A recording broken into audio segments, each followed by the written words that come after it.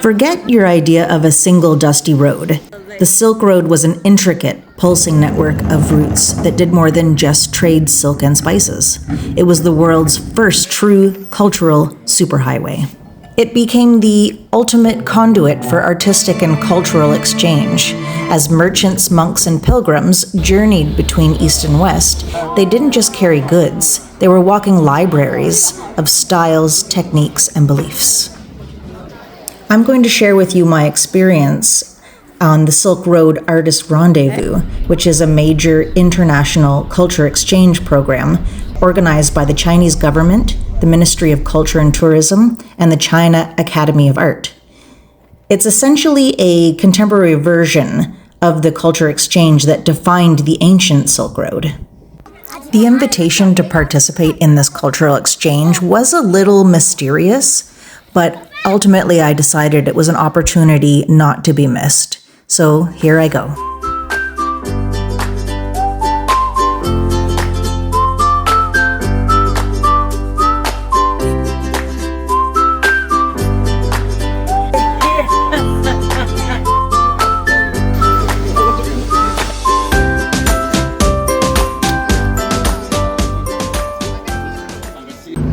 Basically, Bingling is the ultimate chaotic art history museum where every dynasty added their own style, creating a spectacular, although dizzying display that you can only reach by boat. The river in this area has been dammed to create a massive reservoir, and although we were absolutely forbidden to take any pictures or video of the dam itself, what I can show you is the difference of the two rivers that go from this lovely green to a very silty yellow as we travel to Bingling.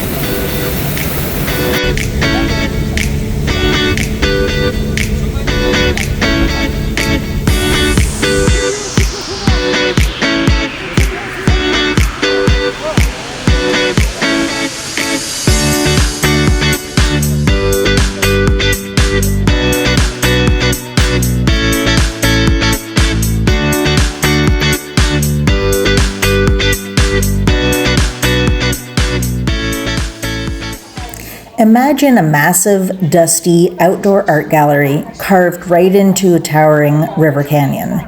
That's Bingling Caves.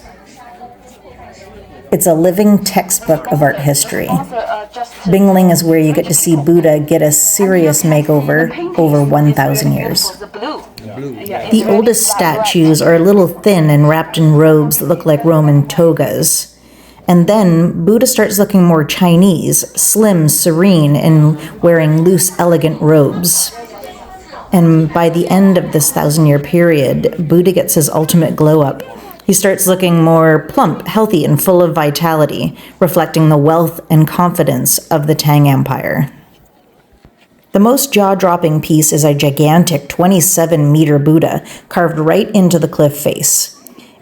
You have to climb a rickety-looking wooden staircase just to get up close, which gives you the feeling of an Indiana Jones adventure.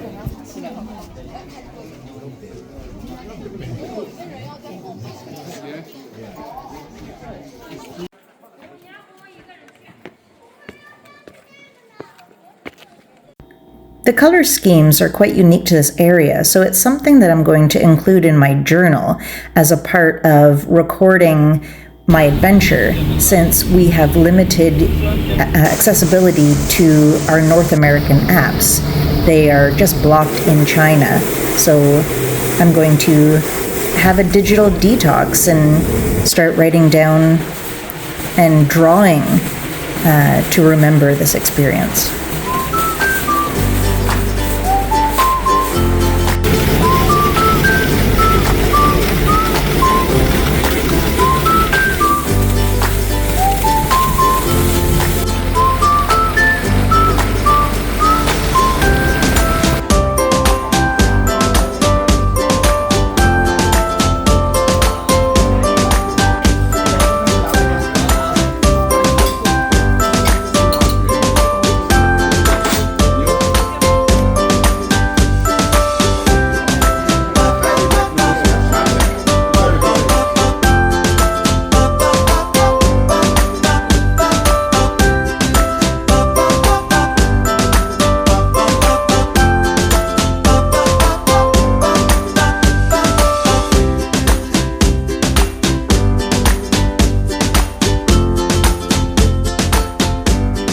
After an incredible adventure today, although very hot and sweaty, it's wonderful to return to this well-appointed hotel suite to get a little bit of rest. Also, one of the few places I'm going to find a pedestal toilet is in our hotels.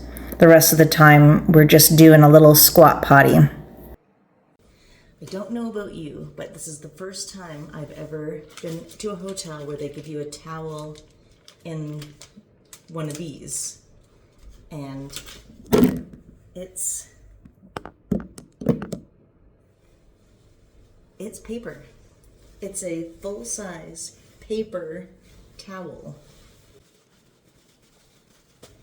Disposable towels. Some of these are a little confusing. What is belt? Oh, belt.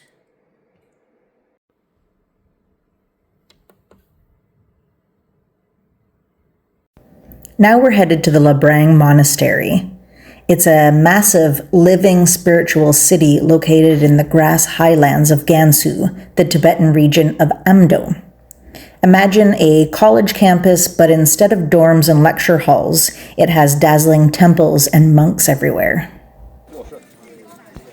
We're at about 3,000 meters above sea level, and this is high enough to experience some altitude sickness. So what makes this place so cool? The architecture, the golden roofs, the prayer wheels, and the butter art. Yes, yak butter.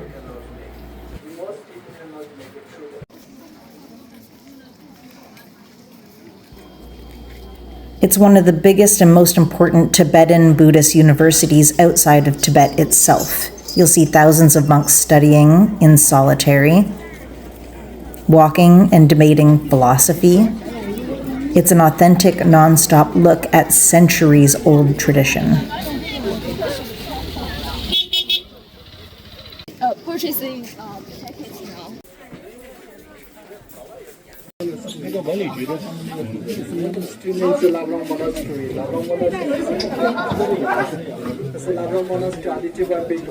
Labrang is a place of unbelievable scale and devotion, but the greatest treasure here isn't gold, it's the wisdom within the walls. This is the moment everything came together. I'm so incredibly thankful for the rare and humbling opportunity to meet a monk and experience the soul of Labrang face to face. He's one of the keepers of the culture, a scholar who lives this ancient tradition every day. I was deeply honored by his gift of time and was ready to listen and learn from a person who truly embodies the incredible spirit of this place.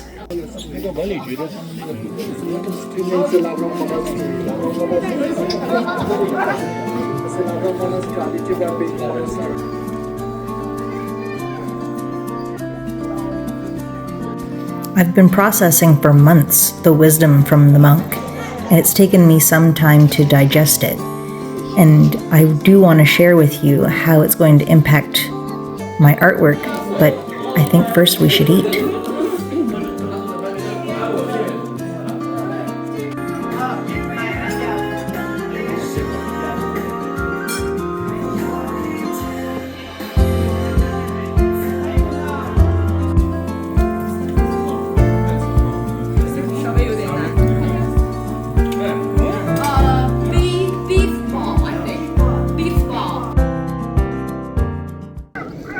Now we're headed to the famous grasslands immediately near Labrang Monastery, where Tibetan nomads live and graze their animals, where in the summer months the grasslands are lush, covered in green grass and wildflowers, and dotted with nomads' tents.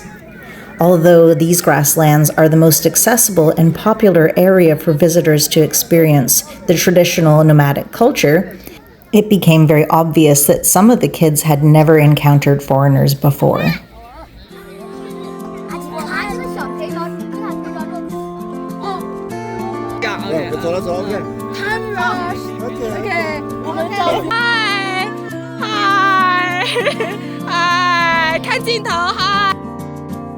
How's that altitude sickness? Are you feeling it? Oh yeah. We made it.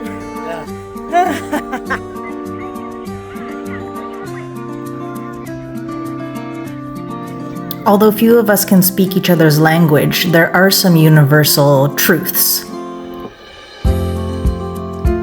We're managing to communicate without language, which is heightening our visual experience.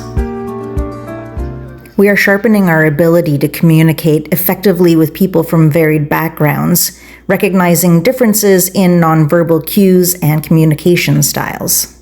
In China, usually we have the bowl and the plate, and we use the bowl to put like the food in, and this one is just for bones or rubbish. And the people in the south of China, they always laughing about the people in the north of China, because the people in the north of China, they also use the plate to put the food on. So And look what I've done. it's okay, whatever you like. I'll learn. It's okay, feel comfortable. So Thank the you. people in the north also do this. Thank you. Our diverse cultures started sharing pieces of where they're from, whether they were from China. So good, so delicious. Or Italy, Mongolia, Yeah. Traditional song.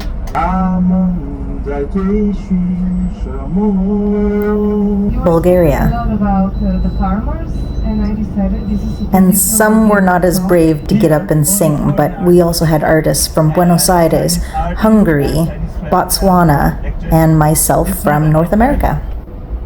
And Henry from Congo, who I'll share an art studio with later in the trip. I suppose it's in the true spirit of the Silk Road trade route that today I ended up trading somebody who didn't have any money.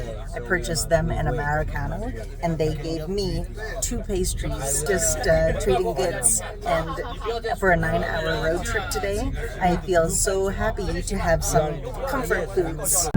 As I enjoy some familiar foods, I'm reflecting on what the monk said. He spoke about being 2 different people, the outer you and the inner you, and that if you're going to find happiness, you have to accept the person that you really are, instead of the person that you present to the world. How can I and my art become more unified and more authentic and portray a greater degree of truth? 不要上错车了啊！不要说就是我们的。